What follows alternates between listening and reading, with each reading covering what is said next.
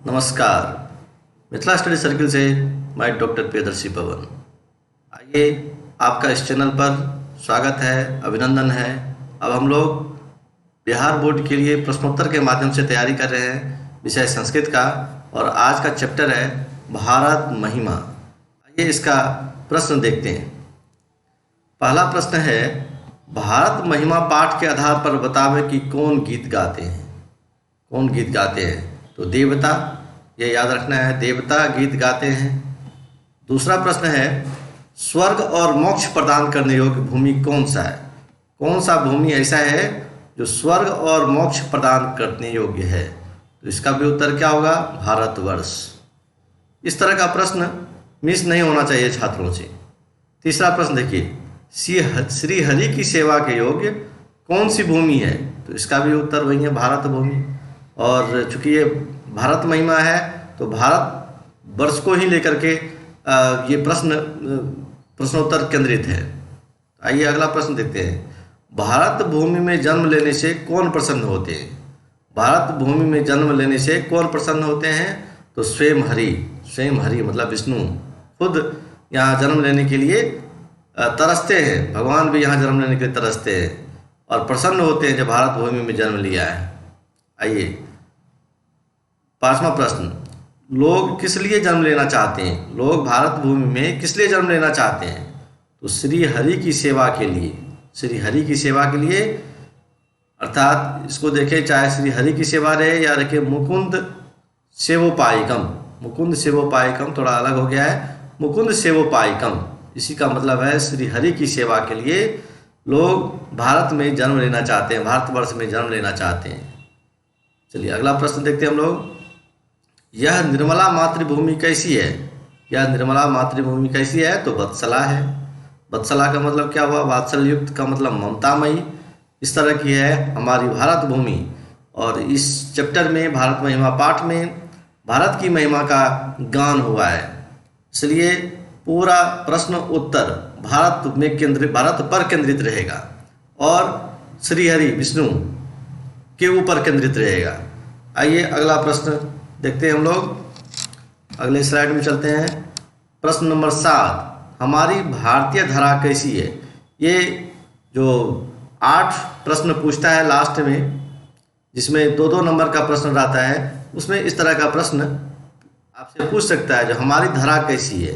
ये पूछा भी है, पहले इस तरह के प्रश्न पूछे भी है। तो आइए हम उसको देखते हैं, कैसे है हमारी धरा कैसी है। देखिए, अपने मन से नहीं लिखना है इस तरह का सवाल। ऐसे चाहे तो आप लिख सकते हैं, परंतु ये हमारे जो पाठ है, जो पाठ हम पढ़े हैं भारत महिमा, उस पाठ के आधार पर इसका उत्तर करना है हमको। तो इसमें लिखा हुआ, हमारी भारतीय धरा विशाल, रम्य रूपा और शुभ अर्थात कल्याणप्रद है। हमारी भारतीय धरा कैसी है? विशाल, रम्य रूपा और शुभ अर्थात कल्याणप्रद है। यह सागरों, पर्वतों और झरनों को धारण करती है। यह नदियों के द्वारा सदा सेवित है। ये लिखना है हमको, बहुत विस्तार में नहीं लिखना है, बहुत लंबा नहीं लिखना है, क्योंकि शब्द फिक्स्ड है। आपको 1-2 लाइन में, पंक्ति में उसका आंसर करना है। 8 नंबर का प्रश्न देखिए, हम लोगों को सदा किसे पूजनी चाहिए? तो भारत को, अर्थात भारतवर्ष को, जहाँ जन्म लिए हैं, जिस देश में जन्म लिए हैं, उसकी पूजा करनी चाहिए। अगला प्रश्न देखिए 9 नंबर, भारतीय धरा किनके किनके द्वारा सेवित है? भारतीय धरा किनके किनके द्वारा सेवित है? ये प्रश्न और ये प्रश्न, हमारी भारतीय धरा कैसी है, लगभग मिलता जुलता है, उसी का कुछ अंश इसमें है। भारतीय धरा सागरों, पर्वतों, बहती हुई झरनों और सागरों द्वारा सेवित है। सागरों द्वारा सेवित है मतलब भारतवर्ष की सेवा यहाँ सागर, पर्वत, बहती हुई झरना, सागर सभी करते हैं। चलिए अगला प्रश्न पर हम लोग चलते हैं। 10 नंबर, भारतीय धरा पर धर्म जाति से भिन्न लोग किस प्रकार रहते हैं? आप देखेंगे भारत में विभिन्न धर्म के लोग रहते हैं, विभिन्न जाति के लोग रहते हैं, और किस प्रकार रहते हैं? तो पाठ के आधार पर लिखना है। भारतीय धरा पर धर्म जाति से भिन्न होते हुए भी लोग एकता के भाव को धारण करते हुए रहते हैं। यहाँ एकत्व की भावना से लोग रहते हैं। ये नहीं जो ये हिंदू है, ये मुस्लिम है, ये सिख ईसाई, इस तरह की भावना नहीं है। यहाँ सब मिल करके रहते हैं। यहाँ कभी धार्मिक विवाद नहीं होता है, जातिगत भेद नहीं होता है। इस तरह का है हमारा भारत भूमि। और हम लोग भारत भूमि पर मिलजुल करके रहते हैं और भारत की उन्नति में, प्रगति में अपना योगदान देते हैं। आइए अगले प्रश्न पर चलते हैं हम लोग। जगत गौरव कौन है? अगला 11 नंबर का प्रश्न है, जगत गौरव कौन है? तो भारत है। आपको ये पता भी होगा, जो विश्व गुरु का दर्जा कभी भारत को मिला हुआ था, और देखिए वह दिन दूर नहीं है जब फिर भारत जो है जगत गुरु बनेगा। तो जगत गौरव कौन है? तो भारत। अगला प्रश्न देखते हैं, सभी लोगों में क्या होनी चाहिए? यहाँ जितने भी लोग हैं, विभिन्न जाति, विभिन्न धर्म के लोग, सब में किस तरह की भावना होनी चाहिए? तो देशभक्ति की भावना होनी चाहिए। देशभक्ति से लवरेज होना चाहिए यहाँ के रहने वाले लोगों में। अगला प्रश्न देखिए, कौन बारंबार भारत में जन्म ग्रहण करते हैं? कौन बारंबार भारत में जन्म ग्रहण करते हैं? तो पुरुष। यहाँ जो पुरुष है भारत में जन्म लेने के लिए तरसते हैं, बारंबार जन्म ग्रहण करते हैं। एक बार कोई हमारे देश में आ जाता है, कोई विदेशी भी, तो फिर चाहता है कि नहीं यहीं हम अपना जीवन बिता दें। आइए अगला देखते हैं, 14 नंबर, सभी लोगों की देशभक्ति कैसी होनी चाहिए? सभी लोगों की देशभक्ति कैसी होनी चाहिए? तो इसका उत्तर देखिए क्या है, सभी लोगों की देशभक्ति आदर्श रूप और दूसरों के लिए आकर्षण के योग होना चाहिए। सभी लोगों की जो देशभक्ति है वह आदर्श रूप तो होना ही चाहिए, आदर्श रूप के साथ साथ दूसरों के लिए आकर्षण के योग्य होना चाहिए। अर्थात यहाँ की देशभक्ति से लोग प्रेरित हो, और जैसे देशभक्ति यहाँ के लोग, भारत के लोग दर्शाते हैं, उसी तरह की देशभक्ति दूसरे देश के लोगों में भी होनी चाहिए। इसलिए कहते हैं जो कैसी देशभक्ति होनी चाहिए? तो देशभक्ति आदर्श रूप तो होना चाहिए और दूसरों के लिए आकर्षण के योग्य होनी चाहिए। आइए अगले प्रश्न में चलते हैं हम लोग, 15 नंबर, भारत भूमि में जन्म लेने की इच्छा किसकी होती है?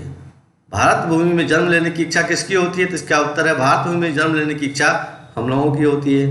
हम लोग जो यहाँ के निवासी हैं, हम लोगों की इच्छा, या ऐसे समझिए हर एक पुरुष की इच्छा ये होती है जो भारत भूमि में जन्म लें। आइए अगले प्रश्न पर हम लोग बढ़ते हैं, 16 नंबर प्रश्न, भारत महिमा पाठ में क्या संदेश देती है? भारत महिमा पाठ में क्या संदेश देती है? ये देखिए, ये लघु उत्तरीय प्रश्न है। भारत महिमा पाठ यह संदेश देती है कि हम भारतीयों को अपने देश के प्रति मन, वचन, कर्म, धन और जीवन से निष्ठावान होनी चाहिए।